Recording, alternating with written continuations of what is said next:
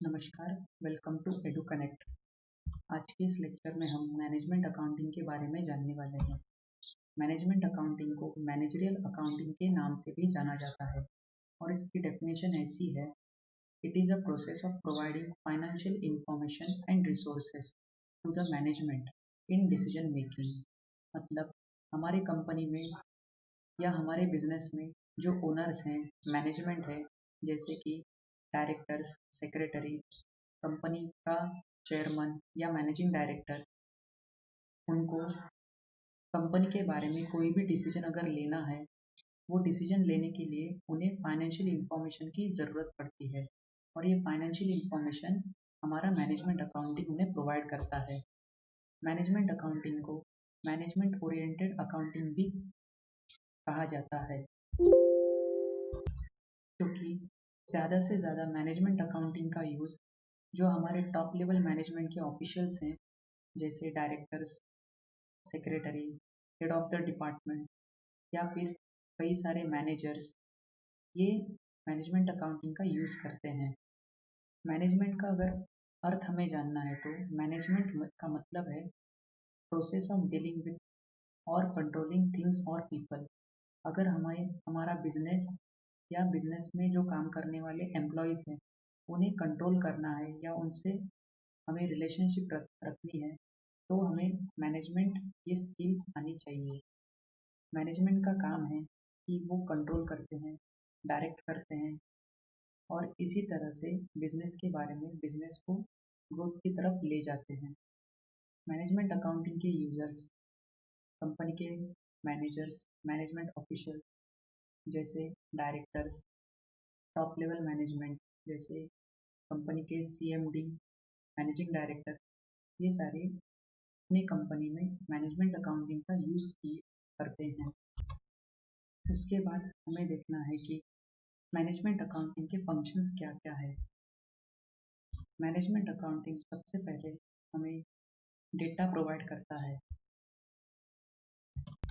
किसी भी डिसीजन के लिए सबसे इम्पोर्टेंट ये डेटा ही होता है और ये मैनेजमेंट अकाउंटिंग सबसे बड़ा और सबसे महत्वपूर्ण एक सोर्स है जो मैनेजमेंट के लिए डेटा प्रोवाइड करता है और जिसकी वजह से मैनेजमेंट कंपनी के बारे में प्लानिंग कर सकती है। मैनेजमेंट अकाउंटिंग से हमें पिछले साल का या पिछले कई सालों का डेटा मिल जाता है और उस डेटा का यूज़ करके हम हमारी कंपनी के बारे में फोरकास्ट कर सकते हैं। मतलब हमारी कंपनी फ्यूचर में क्या ग्रोथ करेगी या फ्यूचर में हमें क्या अपॉर्चुनिटीज़ हैं, उसके बारे में हम फोरकास्ट कर सकते हैं। उसके बाद मैनेजमेंट अकाउंटिंग डेटा मॉडिफाई करता है। जैसे मैनेजमेंट अकाउंटिंग डेटा का क्लासिफिकेशन और एनालिसिस करता है। जैसे सैलरी टू सेल्समैन, अगर हम हमारे सेल्समैन को सैलरी ज़्यादा पे कर रहे हैं तो हमारा एक्सपेक्टेशन होता है उसमें सेल्स भी ज़्यादा से ज़्यादा करना होगा। तो मैनेजमेंट अकाउंटिंग सेल्स का रिलेशन सैलरी टू सेल्समैन के साथ करके बिजनेस को बिजनेस को डेटा प्रोवाइड करता है और इस डेटा की वजह से मैनेजमेंट सेल्समैन को प्रमोशन देना है या उसकी सैलरी इतनी ही रखनी है, इसके बारे में डिसीजन ले सकते हैं। वैसे ही कंपनी ने पिछले कई सालों में अगर पेनल्टी या फाइन्स पे किए हुए हैं तो उसका भी यूज हमें मैनेजमेंट में कंट्रोलिंग के लिए हो सकता है।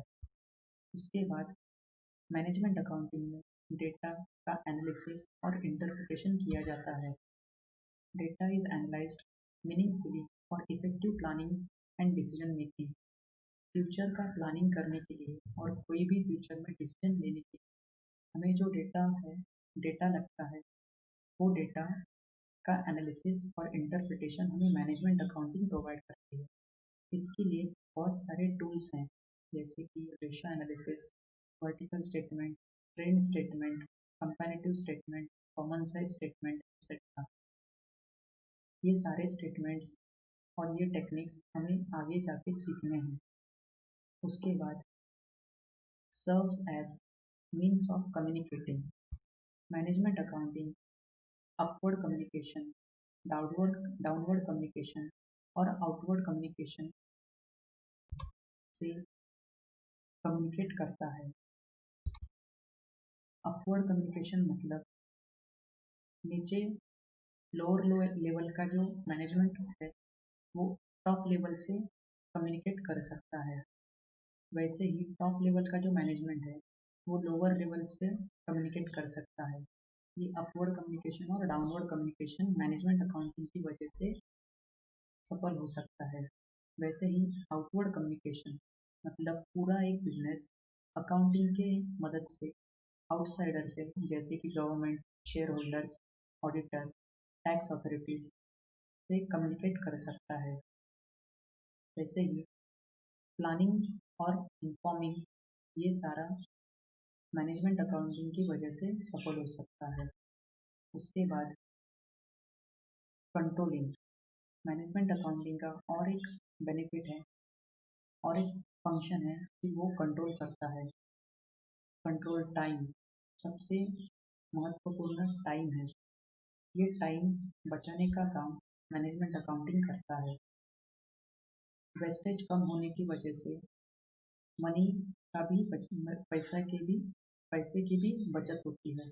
वैसे ही एफर्ट्स एंड रिसोर्सेज की भी कम वेस्टेज हो जाती है। कॉस्ट इफेक्टिवनेस टू कंट्रोल अच्छा कंट्रोल होने की वजह से कॉस्ट इफेक्टिवनेस आ जाती है। कॉस्ट इफेक्टिवनेस मतलब कोई भी चीज़ या सर्विस, कोई भी वस्तु या सर्विस तैयार करने के लिए जो हमें खर्चा आता है वो खर्चा कम हो जाता है।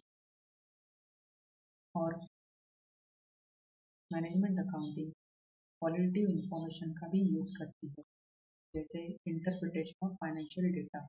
अगर करंट रेशो ये हमें आगे जाके सीखना है। करंट रेशो हमारा अगर 2:1 है तो ये हमारा स्टैंडर्ड रेशो है और हमारे कंपनी का करंट रेशो 1:1 होगा। तो हम क्या करते हैं, ये हमारे कंपनी का रेशो हम स्टैंडर्ड से कंपेयर करते हैं और इसका इंटरप्रिटेशन करते हैं और इस इंटरप्रिटेशन की वजह से हम कंपनी के बारे में फोरकास्ट कर सकते हैं और इसे हम क्वालिटेटिव इंफॉर्मेशन कहते हैं। ये हमें आगे जाके रेशो एनालिसिस में सीखना है। उसके बाद स्कोप ऑफ मैनेजमेंट अकाउंटिंग, ये सारे स्कोप हैं मतलब मैनेजमेंट अकाउंटिंग इन सारी जगहों में यूज़ होता है, जैसे financial accounting, cost accounting, revaluation accounting, budgetary control, inventory control, statistical method, interim reporting, internal audit, etcetera. Financial accounting में जो फाइनेंशियल डेटा है उसका हम यूज़ करते हैं।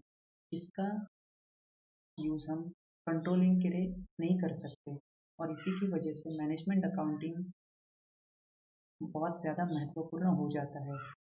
कॉस्ट अकाउंटिंग हमेशा कुछ टेक्निक्स पर निर्भर है और इस टेक्निक की मदद से हम डिसीजन ले सकते हैं। इसलिए कॉस्ट अकाउंटिंग भी मैनेजमेंट अकाउंटिंग में यूज़ किया जाता है। उसके बाद रिवैल्यूएशन अकाउंटिंग। रिवैल्यूएशन अकाउंटिंग में एक एसेट या कोई भी प्रोजेक्ट की रिवैल्यूएशन किया जाता है और डिसीजन लेने के लिए ये एक इम्पॉर्टेंट टूल है। उसके बाद बजटरी कंट्रोल। बजटरी कंट्रोल ये फ्यूचर के बारे में बजट करता है और इनकम और एक्सपेंडिचर का जो तालमेल है वो बिठाता है। इन्वेंटरी कंट्रोल हमारे बिजनेस में कितनी इन्वेंटरी मतलब स्टॉक होना चाहिए, ये हमें इन्वेंटरी कंट्रोल सिखाता है। स्टॉक वर्किंग कैपिटल रेशो या इन्वेंटरी टर्नओवर रेशो, ये सारे रेशियोज हमें मैनेजमेंट अकाउंटिंग में मिलते हैं। मैनेजमेंट अकाउंटिंग में ग्राफ्स, चार्ट, पिक्टोरियल प्रेजेंटेशन ये सारे यूज़ किए जाते हैं और इसकी वजह से स्टैटिस्टिकल मेथड भी हम मैनेजमेंट अकाउंटिंग में यूज़ करते हैं। वैसे ही इंटरनल रिपोर्टिंग भी किया जाता है, जैसे हाफ ईयरली इनकम स्टेटमेंट, जो हमें प्रॉफिट एंड लॉस अकाउंट है वो हाफ ईयरली भी हम बना सकते हैं। Cash flow statement, fund flow statement, ये सारे हम इंटरिम रिपोर्टिंग मैनेजमेंट अकाउंटिंग में भी करते हैं। वैसे ही इंटरनल ऑडिट, अगर हमें कंपनी में ऑडिट करना है तो उसके पहले हम इंटरनल ऑडिट कर सकते हैं, और इंटरनल ऑडिट करने की वजह से हमें ऑडिट में कम से कम कठिनाई होती है, और ये हमें मैनेजमेंट अकाउंटिंग की वजह से पॉसिबल होता है। तो मैनेजमेंट अकाउंटिंग का जो ऑब्जेक्ट है वो ये है कि ये जो डेटा है वो डेटा मैनेजमेंट को प्रोवाइड करना, और इसकी वजह से हमारा जो मैनेजमेंट है वो कोई भी डिसीजन ले सकता है। Thank you.